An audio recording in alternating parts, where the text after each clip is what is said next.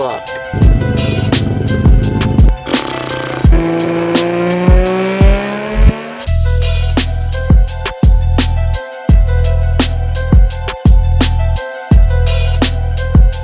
Alright, a lot of prep to do, a lot of work to do before I can go to the dyno tomorrow morning. My battery was super dead. I have a parasitic draw somewhere. So I went and picked up a new battery today and we're gonna test for the parasitic draw. It could either be really easy or really hard. My second battery I bought, the first one I bought is right here. And the posts are way too small, which sucks. I couldn't find any terminal posts that would fit that, so I can't do that. But I have to return that. Oh! Now we got this continuity tester, and this is how we're gonna find our parasitic draw. All right, I got my camera set up here. Not the only way that it'll set up. Basically how this works is I should be able to just connect this to my ground, and then when I touch this, if I have a parasitic draw, it should light up. My God. Damn, that thing won't come on. All right, please turn on. Yes, all right. So, I'm not sure how well you can see that. This light turns red, which means I have a parasitic draw. So now, I think the proper procedure here is to start removing fuses. And once this light doesn't turn on anymore, we don't have a parasitic draw anymore, or we found it. So we're gonna start with this fuel pump. We're gonna yank this fucking fuse out. Oh, Jesus Christ. And it's not the fuel pump. So the only other thing I could remember doing electrically before I had this parasitic draw is the gauges. So that will be, those are tapped into a fuse that turns on with the ignition. So that's gonna be the next one that I check. All right, I just removed that fuse from the inside. Let's see what we got. Fuck. Now this pretty much becomes the nice long process of pulling fuses and testing it until this light doesn't go on anymore. Unless I'm doing this completely wrong. In that case, the light's never gonna go off. All right, I pulled every single fuse. None of them worked. I pulled all the relays in the front, none of them worked. There's relays under the dash, which I might go after. Everything I thought it wasn't. So, not good. I have to do a little more research. So I looked some stuff up and it said that maybe to close the door while you do all the fuses, just so that your car doesn't have any like door chime or like whatever the fuck it is. And I tried that, that didn't work. I unplugged the little Bluetooth thing I have in the cigarette lighter, that didn't fucking work. I have to leave to go pick up some supplies, but I'm not quitting. Although this could be something like, maybe, I don't know, alternator related or some shit. I don't even know, bro. I have to recruit some of my boys over here to fix this shit for me. So aside from this parasitic draw issue that I can't figure out, it's not essential for a dyno. Once the car started, it runs fine. But I have one more issue. I have a small coolant leak that needs to be fixed before I go onto the dyno. So you can see this mess of shit here, and there's a little bit of coolant poking out here. I believe there's a little bit of coolant leaking here and up from the bottom. So I'm gonna drain a little bit of the coolant out, pull this out a little bit, and see if I can Teflon and silicone and do everything I could do pretty much to make that not leak. Got all my tools in here, everything I could possibly think of just in case. So, oh God, I look crazy. So yeah, I got my coolant back. I just bled it out the system and everything. Car's running really good. And I load everything up, so now we just wait till tomorrow. 10 a.m. baby.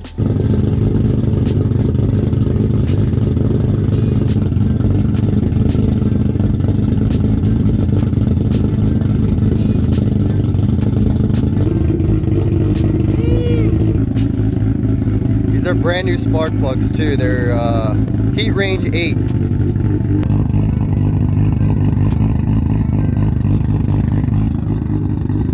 I'm pretty nervous and stressed. I want to make sure I'm paying attention to what's going on and stuff.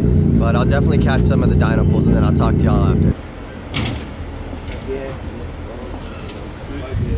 Got her all hooked up, ready to go, baby.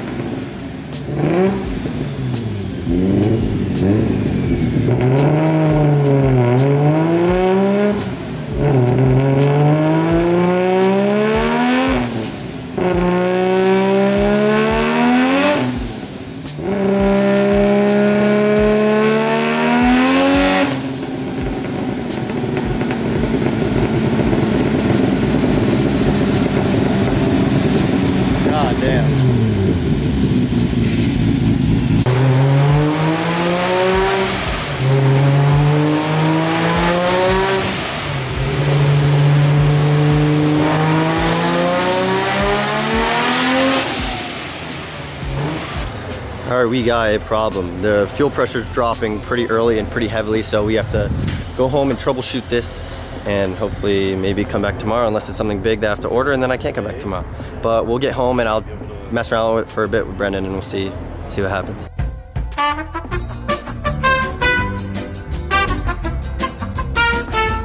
Yeah, that's fucking stuck. Joey, can you go from the other side too? Hold on, I'm stuck. Oh my god. Fucking stuck. Go from both sides. There you go. Get another wrench on the other side. And hit it. You know what? How about you guys shut the fuck up and let me fucking do it? Or put a screwdriver in the end of that and then hit it out. Yeah. There you go. He did it. Oh, magic. Alright, he loves not hitting shit with hammers. This shit is fucked. There you go. So I'll tell you what the problem with this right here. It's fucked. It's in the car? Yeah. Yep. That's the core. Oh yeah, baby. Nice and loose. Can you take the support? Yeah, you can.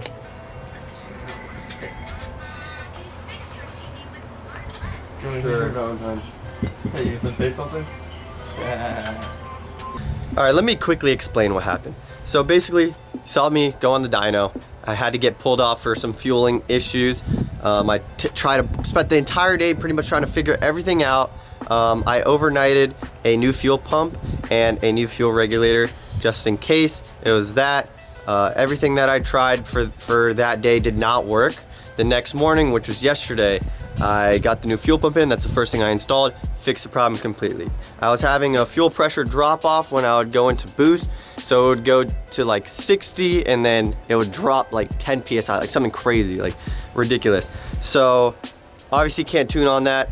Martin guessed on the tune pretty much what he thought, based on his knowledge, what he thought the car would need when this issue would be fixed. So I got the new fuel pump in, fixed everything. So that was the problem. And then I also had a voltage issue to the pump. I ended up using a bigger, thicker gauge wire to go from the battery to the relay for the fuel pump. That fixed all that issues. Right after that, car was ripping. Like AFRs were good. It was fast, like insanely fast. Super good. I got an oil restrictor because the turbo was leaking oil again. This is the second time. I've already rebuilt it one time due to the rear seal leaking. The first time when I called Precision, they told me that my oil drain is wrong. That because it went straight down to a 45 and then to a 90 underneath, it was not allowing enough flow. So I changed that to a straight down into a 45, and I'll show you that right now. So here's my drain. It would be like right here, where the turbo is. We've got this nice, you know, it's not just a circle, it doesn't pull up in there. I might try to shave this down a bit just to make sure, you know, nothing pulls up in here, because that's very important. Then it goes straight down, and then if you look all the way down here, we got a 45 into there. That didn't work, so I ended up getting an oil restrictor, which I don't have, that goes on the top. And I didn't know also the flange that I had, it's a flange, goes to 4AN, and that was also restricted, not too much though. And then I put another restrictor on top of that, and my turbo blew itself up. The wheel just absolutely disintegrated itself. So that turbo's gone, I had to buy a new one. So I sent them a pretty intense email, pretty much I'm pissed, you know, this is less than 100 miles. I've spent $4,000 on turbos already. So the last turbo that blew up was a journal bearing turbo. I just bought a ball bearing turbo. They're supposed to have a lot better, at least a lot. I mean, you never know, because one of my buddies had a problem with the ball bearing one too, with the seal going out. But my goal is to make sure that this does not happen again. So I have a couple options that I think I'm gonna do. One, I'm gonna call Precision and ask them what they recommend on like the restrictions. I could get an oil pressure regulator to make sure it's getting enough oil and there's no restrictor involved. It would just be a full straight open flow, but there'd be the oil pressure regulator. The next thing that I was reading on is that I think there's a problem with my oil return that I didn't realize before. So right there is where my oil drain goes into my pan. Now that I have an extended pan, I don't know where the oil level is in there because it takes a lot of oil. I have that entire 8-liter pan. I have all the lines that run into the fuel filter that's relocated, or the oil filter, my bad. And I have all the lines that run into the oil cooler and all the oil in the oil cooler. So it takes a lot of oil. So I have a head drain back here. And while I was building this, I thought it was a good idea, but the head drain right there, you can see that AN line. It goes all the way down and it comes in somewhere right here into the block, not into the pan. So I think that what I'm gonna do, I think that it's possible that this is not draining, it's draining into where there's oil already, so it's not fully draining how it should be. So I think I'm gonna switch up this one with that one, make this drain go straight into the block, and we'll make the head drain go down to there. The head drain is obviously a lot less important. It doesn't get nearly as much oil flowing through as the turbo. So that's something I'm gonna do too. I just really don't want another turbo to blow. These are expensive and their warranty is not great. As far as boost, I'm running wastegate now. It's tuned on wastegate pressure. Probably gonna leave it like that for a little bit. I'll talk to Martin. Since I couldn't get back in the dyno, we couldn't tune it all the way up, and my turbo blew, so it doesn't really matter. Basically, once all that's good, if the AFRs are okay, I can start turning up the boost a little bit. It's already like insanely quick. Like I wish I got some videos for you, but I was just trying to troubleshoot the issues and stuff, and it was really stressful. But this thing would oh my god. Brendan told me that I put down 2 marks in second gear, just straight rolling burnout all the way down the road. So it's pretty insane. I also have a very annoying parasitic draw, which is why my battery is disconnected right now. So another thing on my list would be to put a kill switch somewhere inside the car, so when I get out I can just kill switch it. No parasitic draw, no problem. So that's it, all caught up. Dyno day went not great, but not awful at all. So I guess you can expect a video when my turbo comes in. We'll get this thing back on the road and hopefully get some reactions and some clips of how fast it is and how it sounds and everything. Till next time. Why they wanna be me? It's not what it seems. Running to the bank, putting wet on my Achilles. We been thumbing blue faces like they Washingtons. On a run from MIA up to Washington.